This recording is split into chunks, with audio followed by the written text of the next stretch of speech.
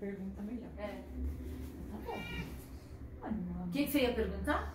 Oi, Carmen, tudo bem? Ó, é o seguinte, eu gostaria de saber se tem algo astrologicamente que pode demonstrar sobre a bissexualidade. Quando uma pessoa se descobre bissexual, existe um momento na vida, ela pode retroceder, ela pode estar buscando algo. Em que ponto a pessoa... Tem pessoas que nascem heterossexuais. Nunca vão sentir desejo nenhum por uma pessoa do mesmo sexo. Certo. Em nenhuma fase. Talvez elas possam até experimentar por influência externa, por efeito de manada, porque os outros estão fazendo, eu vou fazer. Mas essa pessoa é basicamente heterossexual. E existem características astrológicas para esse atributo. E existe um grupo reduzidíssimo, mas é muito pequeno, que é estritamente homossexual. Essa pessoa não sente atração por uma pessoa do sexo oposto. Esse grupo, ele é muito pequeno. Ele não cabe na nossa, vamos chamar assim, experiência. Porém, como Master Johnson ensina, a sexualidade é muito ampla. E como William Reich também ensina, a sexualidade ela tem diversas vertentes. Então existe o homossexual e existe o homoafetivo. Eu, por exemplo, sou uma pessoa muito homoafetiva. Eu gosto das mulheres. Eu amo as mulheres. Mas eu sou heterossexual. Entendi. Eu gosto de fazer sexo com o sexo masculino. A homoafetividade quer dizer que eu tenho uma facilidade de me afeiçoar à figura feminina. E isso tem características da minha natureza astrológica. Isso não significa que eu não me apaixone profunda e intensamente pelo masculino. Sim. E que eu não me compadeça do sofrimento e da dor masculina. Mas, para eu amar um homem, ele tem que ser muito homem. Entendi. Porque ele tem que se mostrar superior ao lugar feminino. Superior não no sentido dele submeter o feminino, mas dele pegar o seu lugar de carregador da semente da vida, do espermatozoide, né, do epidídimo, que eu falo que é o epidídimo é um dos pequenos órgãos humanos que só o masculino tem. Ele tem um formato de Czinho de Carmen, e ele é do tamanho assim de metade de uma falange, de um dedo comum.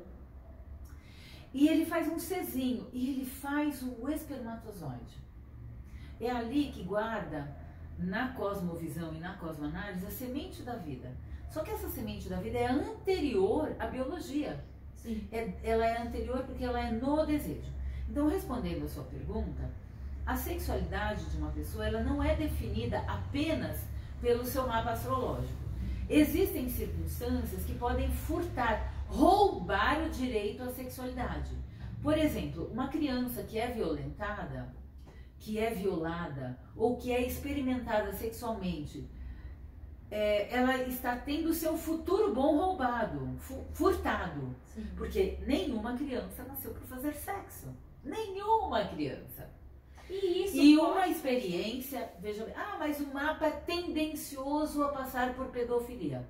Quando existe essa característica no mapa de um risco de violência extrema na área da sexualidade, o meu papel como astróloga é avisar para a mãe, não deixe isso na mão de vizinhos, na mão de estranhos, de pessoas estranhas, e preserve mais a sexualidade dessa criança. Então o mapa pode ser um alerta também? Ele pode servir de colaborador, não como um alerta, mas como um colaborador.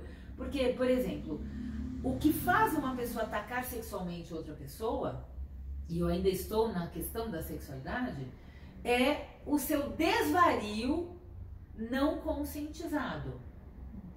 Ou seja, uma pessoa que ela está emocionalmente desorientada, que ela não tem consciência do papel dela no mundo, que ela não sabe para que ela veio, ela tem uma tendência a ficar mais vulnerável à sexualidade do outro e não à própria. E por isso que é muito fácil a violência contra adolescentes ou o abuso contra adolescentes. Eu já atendi homens que falaram, eu fui estuprado quando eu tinha 12 anos, quando eu tinha 13 anos, quando eu tinha 17 anos. E o que fez aquela pessoa não conseguir se impedir? Normalmente, o abusador, ele é uma pessoa que consegue identificar pessoas que são mais vulneráveis. Nossa. Eles entendem naturalmente o lugar de vítima. Nossa. E eles vão atrás daquelas pessoas que normalmente não têm um acolhimento de ordem que eu chamo sol e lunar, de sol e de lua. E é muito curioso como é mais fácil você encontrar pessoas que foram violadas quando elas não têm consciência de qual é a sua potência solar, sua potência lunar, sua potência venusiana e sua potência marciana. Sabe, Carmen, eu tenho uma dúvida. Às vezes, um abusador do sexo masculino, mesmo tendo violado um rapaz, ele não se denomina bissexual, por exemplo. Não, porque ele é um estuprador, ele não é uma pessoa consciente da sexualidade, ele vai lá e rouba o futuro do outro. Independente do sexo. E às vezes, independente do sexo, tem mulheres que são violadoras, existem mulheres violadoras. Inclusive mulheres que às vezes produzem, olha tudo que você não pode ter. E a nossa sociedade atual, ela estimula isso com muita normatividade. Olha só quem eu sou e tudo que você não pode ter. Então essas pessoas, elas têm uma certa dificuldade de criar conexão no âmbito pessoal. Às vezes elas criam conexões incríveis com o coletivo. E a ideia é entender assim, a heterossexualidade é a maioria das pessoas, é na grandiosíssima maioria. Mas a homossexualidade, ela é um número muito reduzido, não por supressão social, não por impedimento social, mas porque astrologicamente é assim. Algumas pessoas são mais assexuadas. Existem pessoas que elas realmente não gostam de sexo. Existe, astrologicamente existe a pessoa que não gosta de sexo. Eu sugiro sempre que essa pessoa se case com alguém que também seja igual a ela, não gosta de sexo. E o casamento é pautado, às vezes, em construção econômica, em construção de ter a criança. De propósito, de uma coisa concreta. Porque elas não são sexuadas. Mas aí elas só vão se reproduzir? Elas vão buscar... Às vezes elas não vão nem se reproduzir. Eu já vi pessoas que escolhem o celibato católico, né, a freira, o padre. Não, mas um casal que se casou com um propósito, por exemplo, eles vão fazer a cópula só para se reproduzir e pronto. Sim. Entendi. Ainda voltando na parte da bissexualidade, existe algum tipo de, não vou dizer tendência ou previsão, não sei se é isso que fala na astrologia, mas de uma pessoa heterossexual que de repente resolve experienciar uma bissexualidade? Isso existe? Sim, definitivamente sim. Eu estou agora vivendo um aspecto X de Urano, ou de Plutão, ou de Netuno, que me gera uma curiosidade, porque está envolvendo Mercúrio e aquilo na casa 8, ou na casa 12. Aquilo pode passar por uma experiência, apenas uma experiência. Eu não sou homossexual, às vezes também não sou bissexual, eu sou um curioso para saber como que é aquilo. Como alguém que é vegetariano estrito, porque nasceu num ambiente completamente vegetariano e resolve comer um bife e passa mal no dia seguinte. Tá. Eu conheço uma pessoa que nasceu numa família que é totalmente vegetariana, vegetariana restrita, mais frugívora inclusive, que aos 23 anos, por indução de um relacionamento, experimentou o bife. No dia seguinte estava com o intestino preso, falando que aquele sabor não tinha nada a ver com ele e que não sentia prazer. Isso acontece também na sexualidade. O contrário também acontece. Tá. Pessoas que são muito onívoras, que comem carne, comem de tudo e às vezes exageram um trato alimentar e isso lhes rouba o prazer sexual. Porque o abuso alimentar é um dos primeiros a roubar a entrega sexual. Tá, e sobre uma pessoa que está experienciando algo na bissexualidade, ela pode estar tentando se abastecer daquela própria energia dela mesma? Da afetividade faltante. Explica mais sobre isso. Depois, por exemplo, de uma ruptura de relacionamento, já me relacionei com 10 pessoas do sexo oposto e nenhuma deu certo, eu estou desiludida. Ou desiludido. Aí eu vou ver se eu tenho alguma coisa errada, vamos experimentar o igual para ver se funciona. Mas na verdade aquela pessoa ela não está enxergando que lá na primeira relação, na sexta relação, na sétima relação, na nona relação, na 10ª relação que ela teve antes, ela também não é um ser colaborativo. Ela fala, eu vejo pessoas assim que às vezes têm dignidades astrológicas, posições astrológicas hiper favoráveis, mas elas não facilitam suas vidas, elas não facilitam suas histórias, porque ela já vem com as histórias pré-prontas de como que ela deve se comportar. Então, a criança cresce num ambiente onde brigar é natural, onde não falar das suas necessidades é natural, aonde aguentar até que uma hora que explode é considerado natural.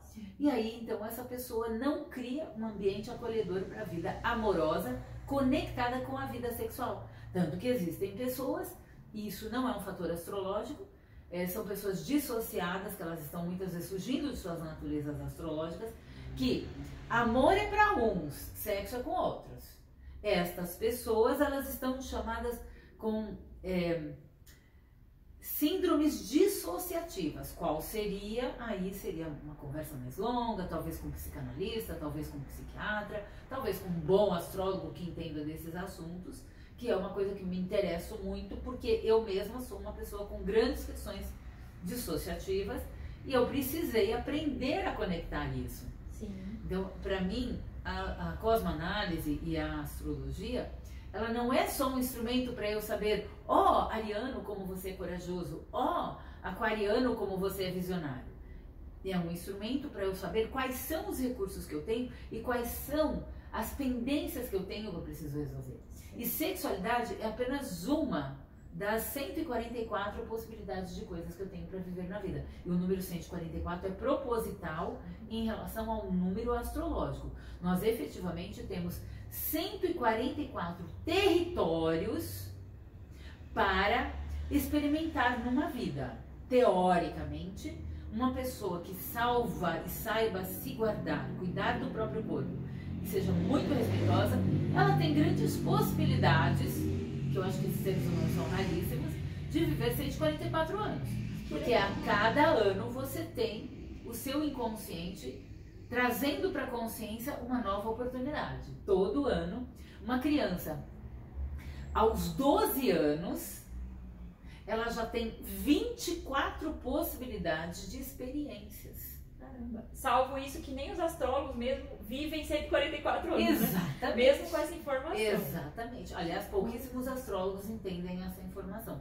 Que é uma informação que se usava muito antigamente para prorrogar a vida dos reis. Então tem aí, enfim, mas é uma outra questão. Voltando à pergunta original, existem situações astrológicas que nos convidam para uma possibilidade de uma experiência afetivo-sexual. Praticamente de resgate do próprio. Pode ser de resgate e às vezes pode ser só curiosidade mesmo. Salvo as pessoas que têm essa disponibilidade, né, de ter essa dissociação sexual, que são esses que são os abusadores e aqueles que também têm...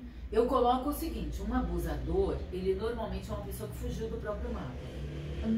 Porque se ele soubesse o que ele pagará sendo um abusador, ele jamais abusaria.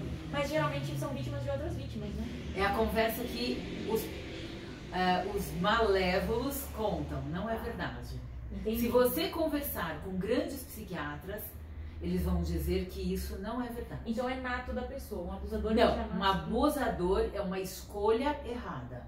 Eu não posso escolher te bater? Eu posso escolher te maltratar? Pode. Eu posso escolher falar mal de você? É. Eu posso escolher te assaltar? Tá. Eu posso escolher. Tem coisas que você pode escolher. Não existe nada no corpo de um abusador que diga, nossa, eu não consigo não fazer isso. Entendi. Ele é um abusador porque ele é um dissociado. Necessariamente ele é uma pessoa má. Não existe a possibilidade de uma pessoa abusiva e abusadora ser inocente. Isso é previsível em mapa astral? É uma ótima pergunta. Isso não é previsível porque o mal humano não está na escolha, não está no mapa astral. Está na escolha do que você faz com o mapa astral. Posso te dar um exemplo bem prático. Existe um aspecto na astrologia bem famoso como o aspecto mais difícil que existe.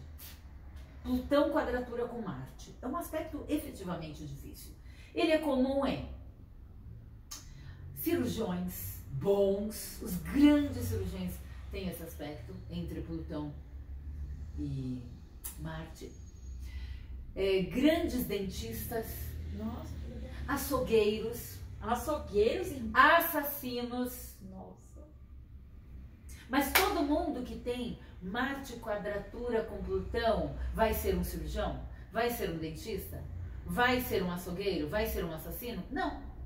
Então, você percebe que a diferença é o cirurgião está salvando vidas, é um aspecto de salvar vidas.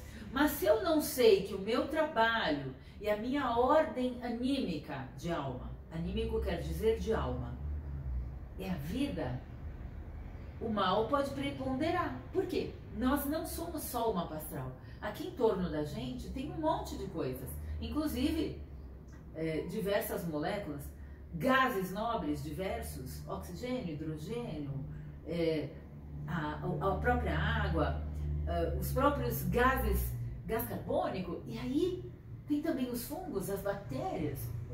Quantos milhões de pessoas morreram com o Covid? É um ser vivo, um vírus.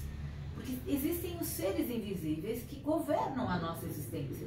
E existem também os seres que já morreram no nosso sistema, mas estão vivos conosco em outro sistema. Tá, então pode-se dizer que o mapa astral, ele originalmente ele é um mapa daquilo, do fenômeno anímico da pessoa. E do corpo. E do corpo. Tá, anímico, do corpo. Emocional, afetivo, intelectual e corporal. Que fazem a gente viver. Só que, salvo isso, além do mapa astral, ainda temos o livre-arbítrio. Sim.